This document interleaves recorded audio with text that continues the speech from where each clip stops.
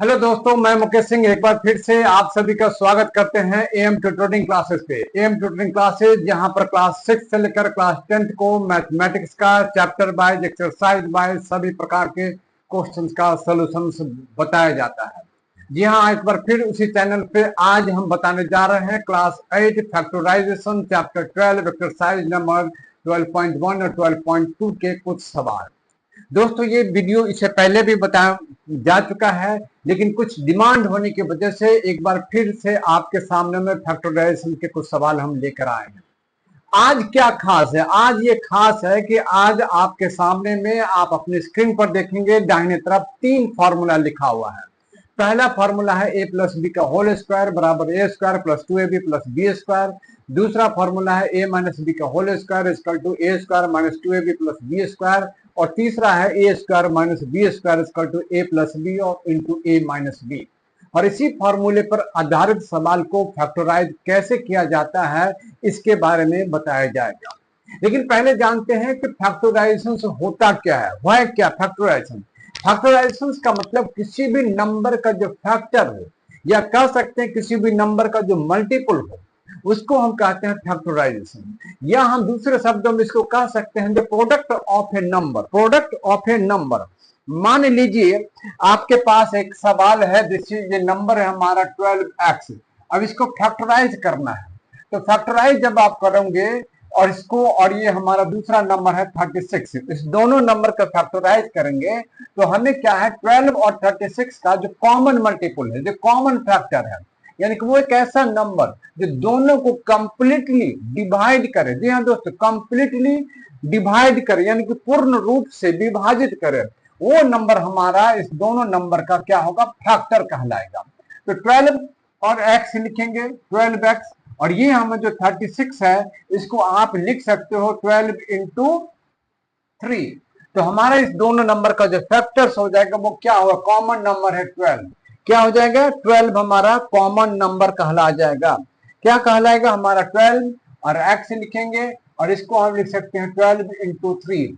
ये जो हमारे जो नंबर लिखे हैं, यानी कि ये फैक्टर्स हो गया इस नंबर का, क्या हो गया, इस नंबर का क्या हो गया, फैक्टर्स हो गए। तो ये जो हमारा है, this is the factors of this. तो 12 एक फैक्टर हो जाएगा, और हमारा 12 एक कॉमन नंबर है जो दोनों का फैक्टर्स हो गया। यहां भी 12 है और यहां भी 12 है।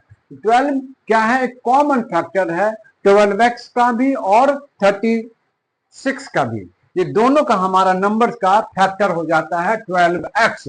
और यही इस सवाल में आपको बताया जा रहा है कि फैक्टर किसे कहते हैं। और ये हमारा कॉमन मल्टीपल है, यानी कि 12 से आप पूर्ण रूप से विभाजित कर सकते हो 12x को, 12 से आप 36 को पूर्ण रूप से डिवाइड कर सकते हैं। तो हमारा 12 क्या हो गया, फैक्टर हो गया किसका, 12x का और 36 का, दोनों का हमारा ये फैक्टर हो गया। ठीक उसी प्रकार के आप हमारे सामने जो दाहिनी तरफ जो सवाल दिया गया है और जो फॉर्मूला है उसके आधार पर आइए चलते हैं, बनाते हैं। पहला सवाल जो हमारा है वो ए स्क्वायर है प्लस 8a प्लस 16। और आपके राइट हैंड साइड में जो फॉर्मूला नंबर 1 पर जो फॉर्मूला लिखा हुआ है ए प्लस बी का whole square equal to A square plus 2ab plus B square, हम उसी आधार पर बनाते हैं। तो हमें क्या करना है, इस जो नंबर है इसको a प्लस बी के हिसाब से इसको ब्रेक करना है। ये तो हमारा रह जाएगा ए स्क्वायर, और ये हम क्या लिखेंगे 2 इंटू ए इंटू 4। अब देखना दोस्तों, ध्यान दीजिए, हमारा जैसे फॉर्मूला में ए स्क्वायर प्लस 2ab, ये 2 हो गया और ये a हो गया और ये हमारा b हो गया। और ये 4 कैसे आया, 4 ये ऐसे आया, 4 का स्क्वायर करेंगे तो हमारा 4 आएगा। और 4 का स्क्वायर जैसे बनाया, तो जैसे फॉर्मूला में b है तो ये हमारा b हो जाता है। तो ये हमारा हो गया 2ab, 2 और a हो गया ये, और ये 4 हो गया b। और इसी प्रकार से हमारा हो जाएगा a प्लस 4 का ये होल स्क्वायर कर सकते हैं, और इसको हम लिख सकते हैं a प्लस 4 और a प्लस 4। तो a प्लस 4 जो है हमारा वो क्या होगा, फैक्टर होगा। वो किसका फैक्टर होगा, ए स्क्वायर प्लस 8a प्लस 16 का वो फैक्टर हो जाएगा। तो आइए आगे बढ़ते हैं, हम अगले सवाल पर बढ़ते हैं। ये हमारा सवाल नंबर 1 था, ये सवाल नंबर 2 है। हमारा सवाल है P square minus 10p plus 25। अब दोस्तों हमारा जो नंबर 2 पर जो फॉर्मूला लिखा हुआ है a माइनस बी का whole square equal to A square minus 2ab plus B square. आइए हम उसी तरह से इसको हम ब्रेक करते हैं। यहाँ भी हम पी स्क्वायर लिखेंगे और बीच का जो नंबर है हमें वो क्या करेंगे 2 लिखेंगे और p लिखेंगे इंटू 5 लिखेंगे और 2p5 को मल्टीप्लाई करेंगे तो 10p हो जाएगा।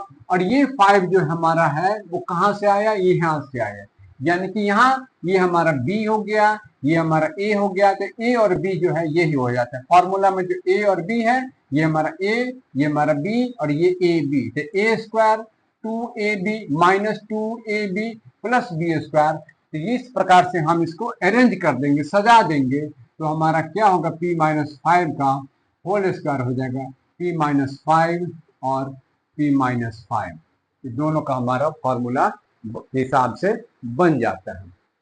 आगे चलते हैं, हमारा एक जो तीसरा सवाल है उसको भी बनाते हैं।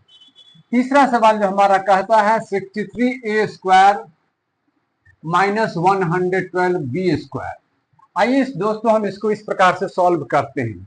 यहाँ हमारा आप देखेंगे 63 और 112 में कोई भी ऐसा नंबर्स नहीं है जिसका स्क्वायर वैल्यू 63 हो और स्क्वायर वैल्यू 112 हो।